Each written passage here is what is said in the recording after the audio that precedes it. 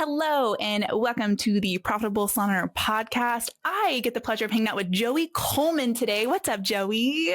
Hey, Kayla. I am super excited to be here. And thanks to everybody who's listening in and joining. Super excited for our conversation today. I know, me too. I like Joey. So Joey has expertise in the last 20 years just on, I have it written down here so I didn't forget it, on helping organizations retain clients and employees. And I got the pleasure of hearing him speak at a conference I was at last year on just the onboarding experience and just your employees the first 100 days. And I was like, wow, this guy has a lot of really cool information. I was like, I got to have him on the podcast. So thank you for making the time to hang out with me today, with us today. And if you're listening, you are in for a treat. If you own a business, own a salon, whatever you're working on, today is going to be a really good episode for you to hang out with us on. So Joey, tell us a little bit, what kind of brought on your passion and kind of got you started down this path? So I have had a very eclectic career. I've done a variety of crazy things. I was a criminal defense lawyer. I worked for the CIA, the Secret Service. I worked in the White House, Office of Counsel to the President. I taught at the postgraduate level. I ran a promotional products company. I had an ad agency for 15 years. And what I realized across all of these jobs is that the experience you create for your customers, for your coworkers, is really the spice of life. It's really what makes this worth living. It's where we get all of our growth, all of our opportunity, all of our adventures. And so as I started to move out of running my agency and giving more speeches and writing books, I realized that the power of using a remarkable experience to drive client retention, to drive customer interest, to drive employee retention, to drive employee engagement was incredibly powerful. Wow. And so I put together a methodology that focuses on what are you doing in those first 100 days of the relationship to lay a foundation for a long-term, committed, engaged, loyal, excited, retained relationship. And it's been super fun building that out in speeches and keynotes and all of those things along the way. Yeah, man, that's if you're listening, you're like, yeah, I could use that, or you're already excited by the prospect of what we're going to be talking about today. Just you wait, because it's going to be really amazing. So I'd love because you've written a couple books too. You have one for employees and one for guests or clients, right? So the first one's called Never Lose a Customer Again. It's all about the first 100 days of the customer or the client relationship. I kind of don't care whether you call them customers or clients or members that's good. Whatever, the people that are paying you to run your business. Exactly. Yes. And deliver your product or your service. And then I wrote a book that came out last year called Never Lose an Employee Again, which is the same philosophy of how do we take care of people in the first 100 days? Because so many, and salon owners know this more than most, keeping quality, talented people is more difficult today than at any other time in modern business history. For sure. And it's not going to get better anytime soon. So we have the opportunity as leaders, as owners, to shift our thinking about the kind of experiences we're creating for our team members to make our place of work the kind of place that people are excited to come to and stay long term. Wow, man, I'm excited. So if you're listening and you're excited, this is going to be great. So tell me a little bit about, because you give me a brief rundown of you talk about the 8 phases of the employee experience. Give me a brief rundown of what that looks like. Yeah, so I'll do that at the 35,000 foot level, and then we can dive deep into whichever one seems most interesting. For everybody listening, so the 8 phases all start with the letter A. And the idea here is if you get them all right, it's like getting straight A's from your employees. They love the experience you're creating. They want to keep coming back for more. Okay, so the first phase is the assess phase. In the assess phase, a prospective employee is trying to decide whether or not they want to come work with you. They're looking at your job posting or your advertisement. They're checking out the About Us page or the careers page on your website. They might be going on social media to read reviews or see who you're connected with that they already know and to get the real scoop on what it's like to work with you. They're submitting their application or their resume. They're going through your interviewing process. All of this is happening in the assess phase as we, the owner or the employer, is assessing if this is the kind of candidate that we want. At the same time, that candidate is assessing whether or not this is the kind of place they want to spend their time and this is the kind of people they want to work with. We then come to phase 2, the accept phase. The accept phase has 2 component parts. We accept that this candidate is the one we want, so we extend an offer of employment.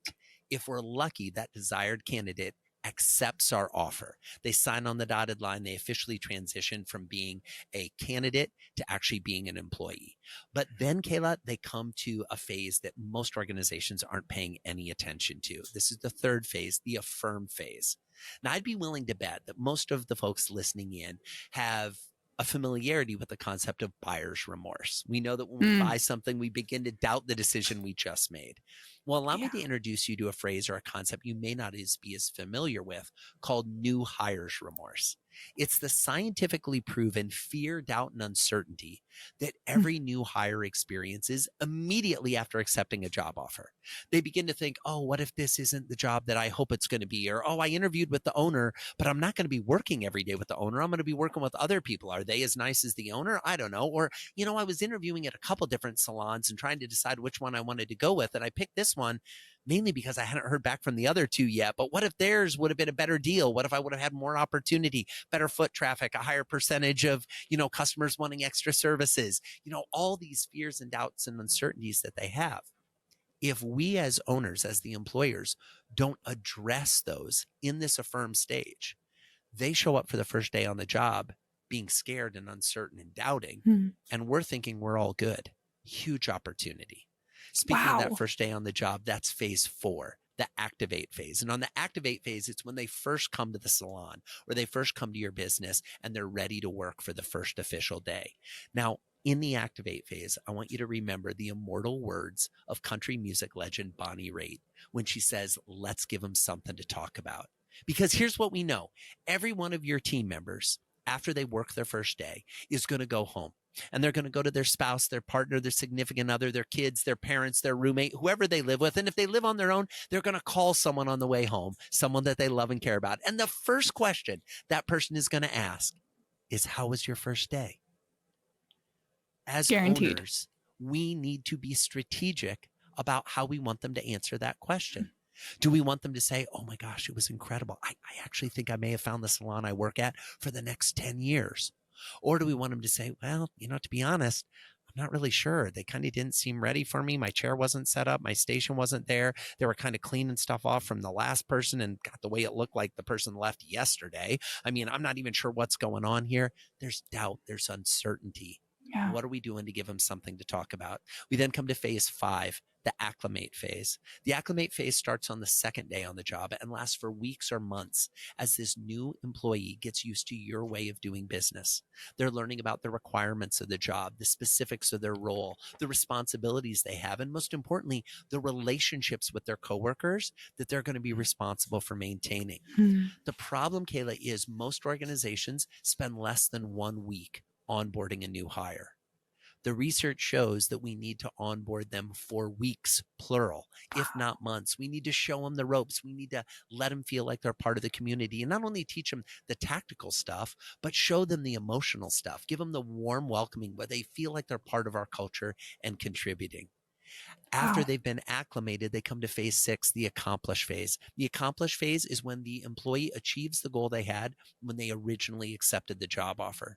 See, every employee has a vision of what working with you is going to look like. The question is, do we as owners know what they're trying to accomplish? And are we measuring their progress towards it? Are we tracking the milestones? Are we celebrating with them when they actually accomplish their goal?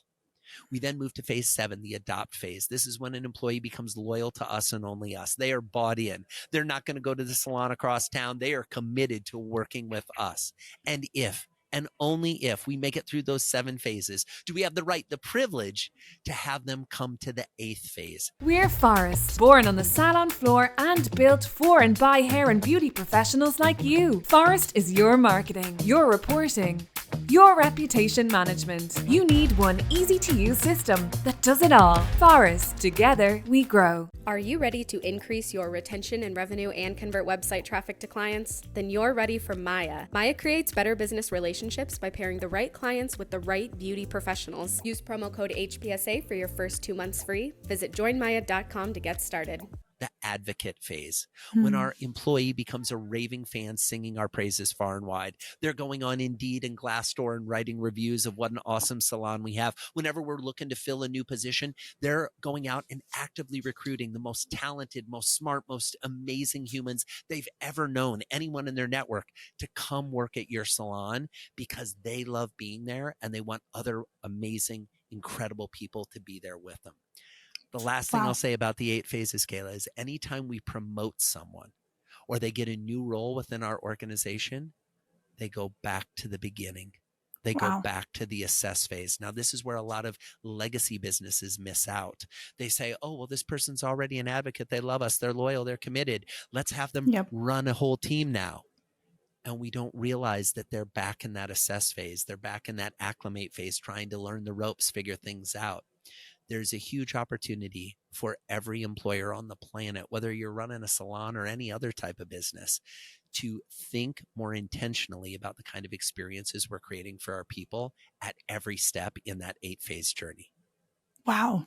Wow, that is like really powerful. And if you're listening to this, you're like, yeah, that sounds amazing. I also know that some of you are listening to this and you're like, wow, that sounds like a lot to think about. And I think that like, because it can, and you're like, It's if you have none of overwhelming. that, yeah, it is. Because you're like, I'm just trying to get new people to fill chairs because I need to hire new people and I can't even get people to respond to my job ad. How do I think about hiring them in the first place or what that looks like? And so let's talk about like the people who are like, okay, that's overwhelming. How do you start to break it down and get some of the fundamental pieces of like, this is the most important part, or this is where you begin? The thing I like to do with any organization that I consult with, Kayla, is say, where are we today? So are we in a state right now where we're not really hiring, but we really want to keep the people we already have? Or are we in a state where we've got a bunch of empty chairs we're trying to fill and we are in hiring mode? Let's approach each of those differently. Let's take, if you're already got your team and you just want to keep them, you can dive in at the accomplish phase. They're already on board. I would start by saying, what does everybody on your team hope to accomplish this year? Have you sat down and had a conversation with them? And I don't just mean more cuts, more styles, more hair washes, whatever it is. I mean actually having the conversation with them and saying, what is your personal goal for 2024? What is your professional goal or goals? You know, they may have a goal to run a marathon. They may have a goal to spend more time with their kids. They may have a goal to pick up a new skill. They'd like to learn coloring this year. I don't know what their goal is, but statistically, you as the owner don't know what their goal is either. And how are we going to track their progress towards that goal and celebrate with them if we're not even sure what it is? So that's where I would start with your existing team. And this time of year, the beginning of the year, is a great time to do that. Frankly, if you're listening to this podcast at any time in the future, the best time to do this was 30 years ago. The second best time is tomorrow. Start doing it now, right? Make it happen. Now, if you have empty seats and you're looking to fill the roles, I would stop the hemorrhaging early. I'd go right to that assess phase, the beginning. And we don't want to beat ourselves up for the folks we've lost and the empty chairs we have. What we want to do is make sure that everybody coming in from now on has a different experience than what those people in the past had. And I'd be looking at the job description. I'd be looking at the type of interviews we do. I'd be looking at how can we bring forward the experience of being part of our team into that job description, that website, that interview, so they get a taste of what it's like to be part of our team. They get a feel for what it's like to work here. Because at the end of the day, that's what your employees want to know before they accept a job offer. They want as much certainty as possible as to what it's going to be like to be part of your organization.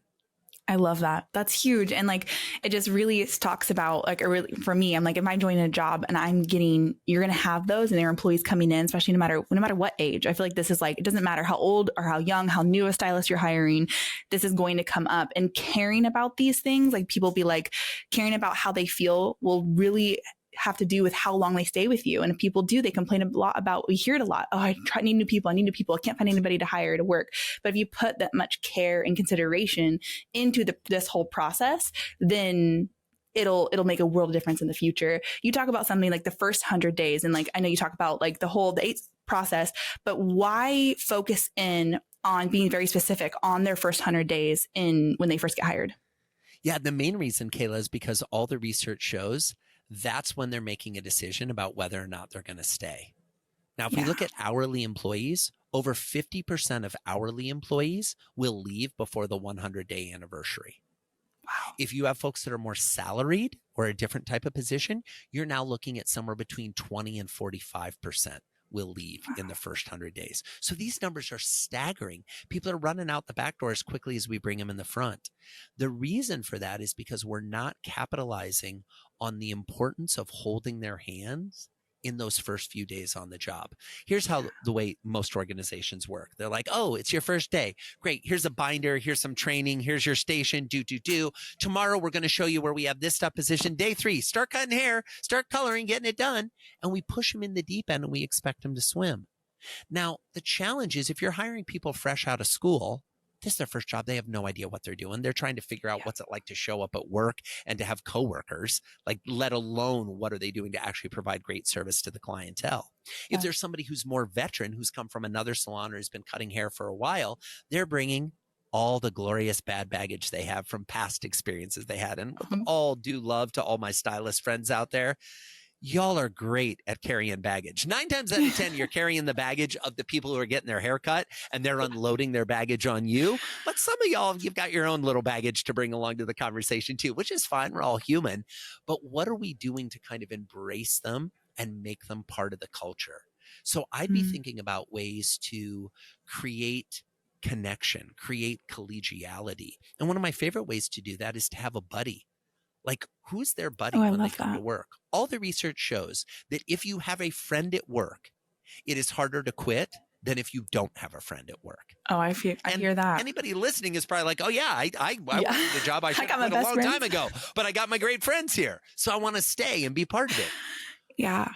People will develop their own friendships. But you can put them on the road to developing those friendships even faster if you do a little bit of matchmaking in advance. So here's what I would look for. I would look for the person who embodies your culture. I would look for the person who's just a bright light, who's got a great personality, that has been there, done that, got the t-shirt, knows the ropes a little. And I would say for the first 2 months on the job, this is your buddy. And I'd actually introduce them to their buddy before they show up for the first day. And I might introduce by sending a little video. Hey, guess what? Kayla's going to be your buddy. Her chair's right next to you. She's fabulous. She's been with our salon for 5 years. She is an expert at coloring. And I know that's something you said in your interview you want to learn more about. Oh my gosh, is she going to be able to teach you about that? But more importantly, she knows the ins and outs. She knows how our operation works. She's going to be able to help you. You'll have other people on the team helping you. We're going to train you. We're going to give you all the resources you want.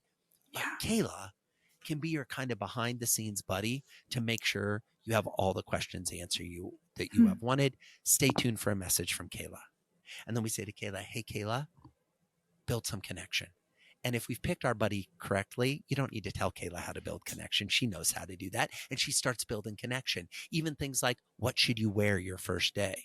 Where do we all go for lunch? Do we bring our lunch, or is there a great place around the corner that has tacos and that's where everybody scoots out to lunch, or whatever it's going to be? Now you're getting the insight about what it's like to be part of the team as opposed to what it's like to do the job. Yeah. And you feel like, because I know a lot of people, when they're wanting to be hired, like they're looking for a place to belong. Like, we don't want to work. Yes. We don't want to just show up and work. Yes, we need to make money. Yes, we need jobs, but none of us want that culture. And honestly, when we find that kind of culture, we're typically going to leave. So if you create a different kind of culture, create a place that automatically is a place people are going to want to stay because you've cultivated a culture, it's hard to leave because they got their buddies. They feel taken care of. They feel like you care about their goals and where they're going, and like it matters. And so if you own your salon and you are trying to build your business, we say all the time, you cannot build your business without your people. You need your people to work for you. And so caring about the people that work for you just as much as you care about the clients who pay you is very, very important. And I love that. What would be, man, this stuff is like getting all excited. I'm like, man, it's almost like common sense, but you almost like need the sentences to iron out. It is, Kayla, and I'll be the first to admit, nothing that's in my books, nothing that's in my keynote speeches is rocket science, okay? This is stuff that when we hear it, lots of times you go, oh, I used to do that, or I know I should do that, but we're not doing it. I like to think the data we've shared, I like to think the perspective we shared makes people go, now's the time. And here's the stark reality. The most recent research shows that globally, we have data from Australia, Europe, Asia and North America that's really solid. We have some more anecdotal data from South America and from Africa, but it's pretty much globally that north of 60% of people are considering leaving their jobs this year. Wow. Full stop. Across all industries, right? So if this hasn't impacted your salon yet, count yourself lucky. It's coming. And this is only going to get worse in the future. We have fewer people entering school to become stylists than ever before. We have fewer people staying in the profession long-term. People come and they do it for a while and they leave. We have more transient community. We have people that are like, let me get this right. I can work from home doing customer service, or I can come and stand on my feet all day and cut hair. You know what? I'll sit on my couch and do customer service. Not to say that, you know what I mean? Like, this is just a reality. And I don't mean, please, no, I'm not trying to denigrate either the customer service person or the stylist. But this is the world we live in. And as an owner, you get the choice about whether you want to accept reality or not. And if you want your salon to succeed long-term, you've got to be willing to acknowledge the realities. And the reality is the way you've run your salon in the past is not going to be enough in the future. Yeah. Okay. Doesn't mean you're bad. Doesn't mean you're broken. Just means if you want to raise it to the next level, you've got to lead that charge. You've got to raise your culture. You've got to raise the experience. You've got to make the investment in your people if you want your business to continue to succeed. I love that. Because like we talk again a lot about just staying, pivoting and staying ahead of like what is happening. Where's the world right now? Because it's going to keep changing, and you can't control what's happening out there, but you can sit and complain, oh, nobody wants to work. We get that a lot. Or nobody wants to work. Nobody's doing these things. Or you can be like, okay, well, where are people right now? What have we seen? And then start to pivot. And if you just care, like even making the chance to start like caring a little bit extra about the people who work for you, or the people who are going to be working for you, like what is their life like? What do they want with their lives? Because we don't want to be just somebody's paycheck. We don't want to feel that way. I know when I come to work here, my best friends, like we were talking about, I work with my best friends. It would be, if I even wanted to quit, it would be really hard because my best friends are here, but also I feel from my employer that I am very cared about, and it's a world of difference. And so do that. Care about your employees and care about your people. And by the way, if you're listening in and you're like, Joey, Kayla, where do I start? How do I start caring? I like to think I'm starting. Here's a pro tip. Go on their social media account. Go follow them on social media. They're telling you what matters to them. They're posting about the things that they like. They're posting about their favorite team, the favorite book they read, the movie they just saw this weekend, what they're doing with their kids, their spouse, their significant other, their best friend, whether they have pets or not. For most humans, this stuff is more accessible today than at any other time in human history, just by looking at their social media profile.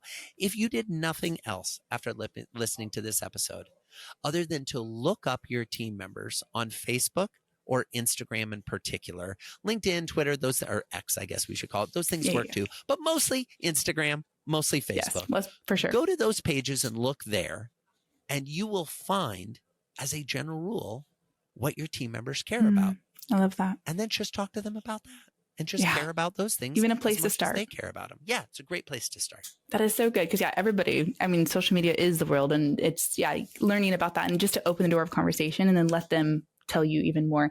You talk about 6 tools that employees can use to enhance, talk about some of those tools that people can use today to start enhancing their employee journey. Yeah. So the 6 tools are as follows: in-person interactions, emails, physical mail, phone calls, which includes calls and text, videos, and gifts or presents. Okay. Those are the 6 tools.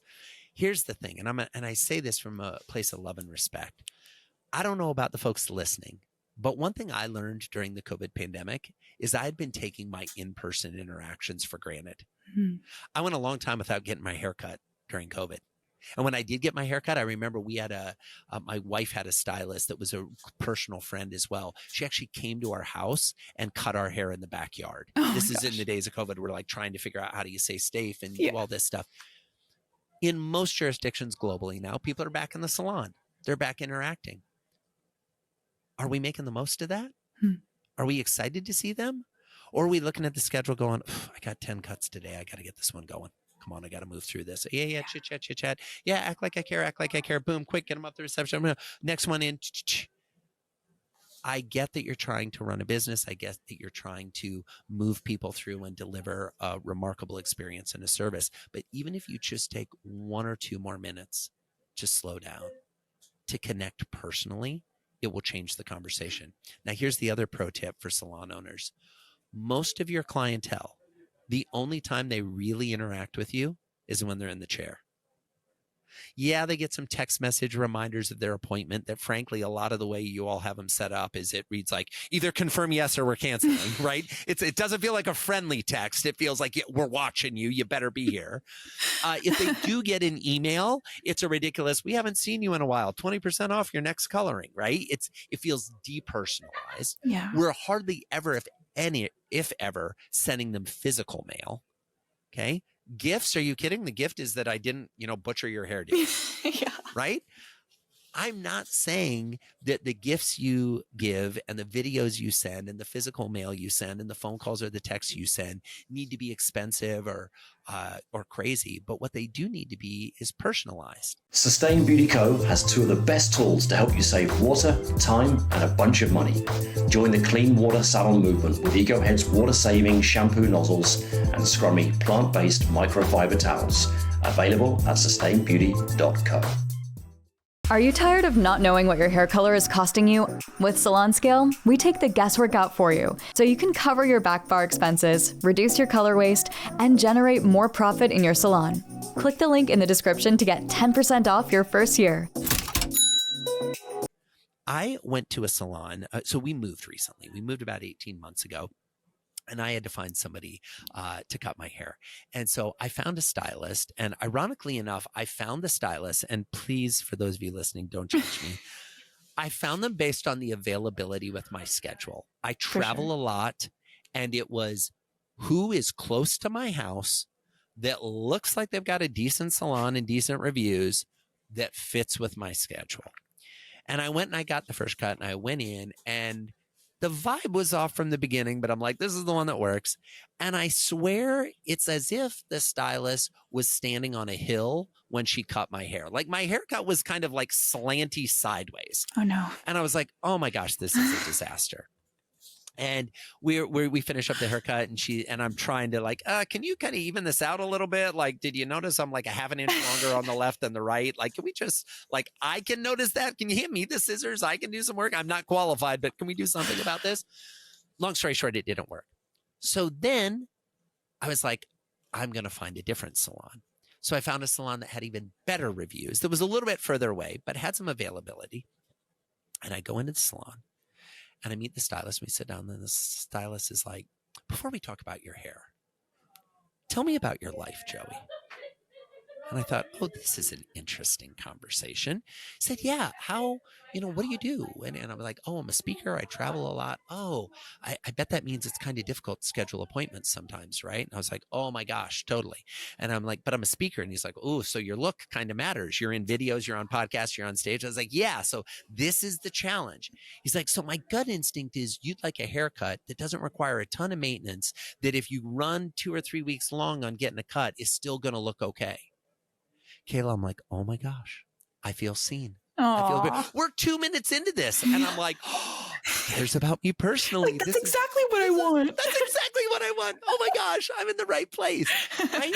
And this is so fabulous. And maybe this happens a lot in salons. But I will tell you, as a male getting my haircut, this is the first time I've ever had this experience. I'm 50 years old. This is the first time I had this experience.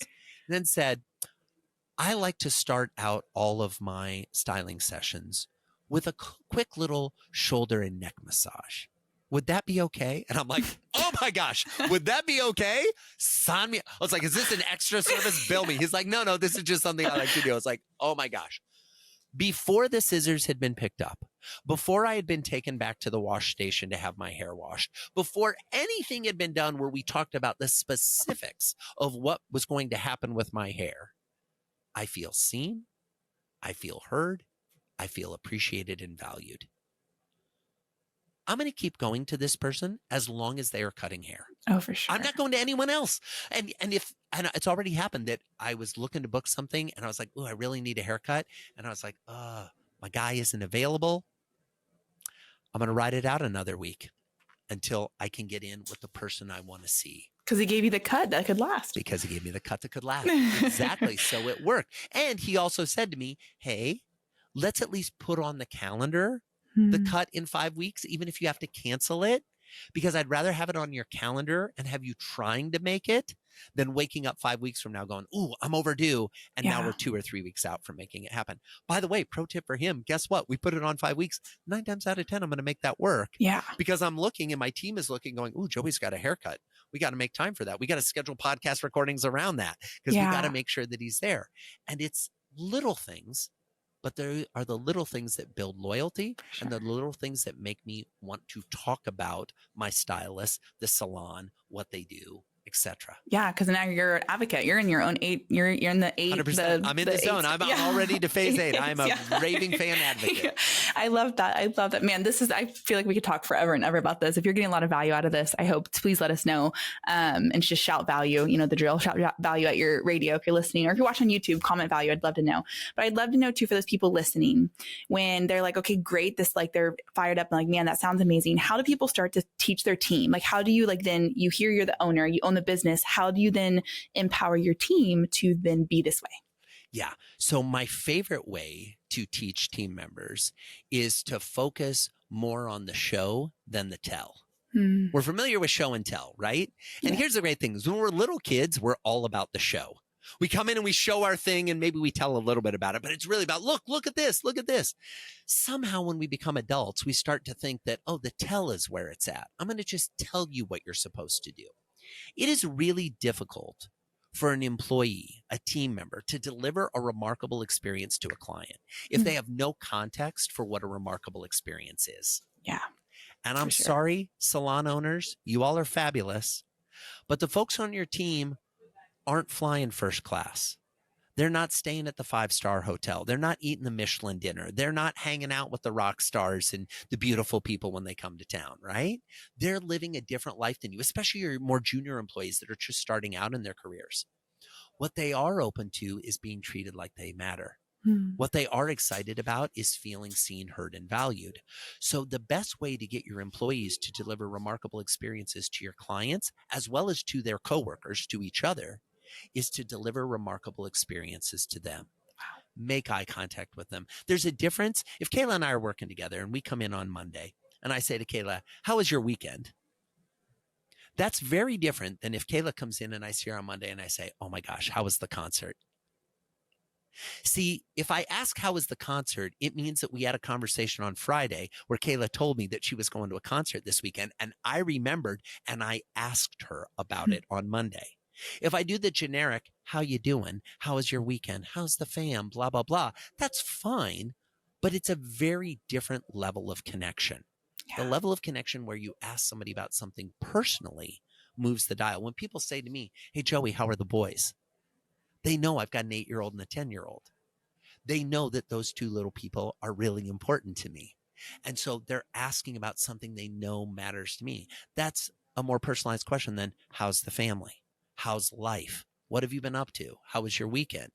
Hey, what'd the boys do this weekend? Immediately takes me to something that matters to me and shows that they know what matters to me. Yeah. And now we're having a different type of interaction.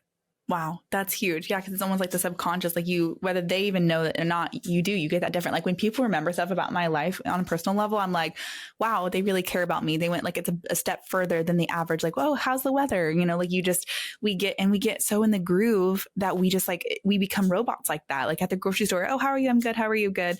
And we're just so like numb to that just putting like stopping it and writing a different tale and doing it differently will already start to make a different impact in your salon. Absolutely. Wow. Well, and in the salon setting, Kayla, for what it's worth, we already try to have our people do this with our clients. Yeah. If a client came in, if Kayla's my client and she comes in and I'm the stylist and I'm like, hey, good to see you. What are we doing with your hair? Yeah.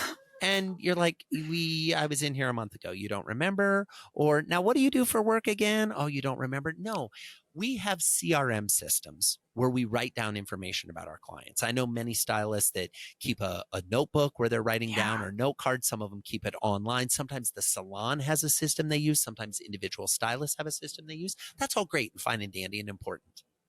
Do you have an ERM, your employee relationship software? Wow. What are you doing to keep track of that information for your employees, your team members? And this doesn't have to be go out and buy some fancy system. I'll give you my pro tip. I have on my iPhone the address book. And everybody I work with, who I have a close relationship with, I have their phone number and their email and their name and their address. And then I have the notes section. Anytime I'm on a call with someone, I open the notes section and I write down one thing. They mentioned, oh, my dog Fido, had to have surgery. Write that down. So next time when we're on the call, I'm like, how's Fido? They're like, oh, he remembers my dog's name. Or they say, oh, I'm really excited because business is good and I'm saving up because I really want to go on this trip to Paris next summer. So then when I reach out 6 months from now and I'm like, how are the goals towards Paris? Or I send a little Paris travel guide book that cost me $4 on the discount table at Barnes & Noble that they get. And they're like, oh my gosh, he knows me. He cares about me. It doesn't require a lot of effort, but it does require intentionality. Yeah, that's opening a whole nother game of building relationships with people. I mean, if you're listening, you already know, like I imagine people listening, like you are already thinking of those people. The difference between somebody who asks you specific questions and doesn't, it matters. We all know it, we feel it. So if we bring that intentionality to our employees, you got to start there. Like Joey was saying, you got to start with your employees and treat them like that. And then when they feel treated like that, then they're going to then pour out to those around them because they're going to want that same experience. They're going to learn that connection first from you treating them that way, and then it will be to their guests. So you'll have happy employees that stay a long time, and you'll have guests that stay a long time, and your business is going to flourish. Thank you so much, Joey, for hanging out with me today. This has been a blast. I just know we could keep talking and talking forever. If you want more information on Joey and get his copy of his books, I'll put his website in the description so you can go poke around, stalk him, find him on Instagram, figure out all his favorite hobbies, all of those things. That description will be here. But thank you so much, Joey. This has been a blast. Oh, Kayla, thanks so much for having me. Thanks for the great questions. And thanks to everybody who listened in. Hopefully you got an idea or two that can help you create the remarkable experiences that keep your clients and your team members coming back for more. Absolutely. And thank you for listening to the Profitable Salon Podcast. We'll see you next time. You've been listening to the Profitable Salon Owner Podcast. Be sure to like, subscribe, leave us a review, and check us out at profitablesalon.com for more episodes, content, and to help you turn your salon into the business you've always dreamt of.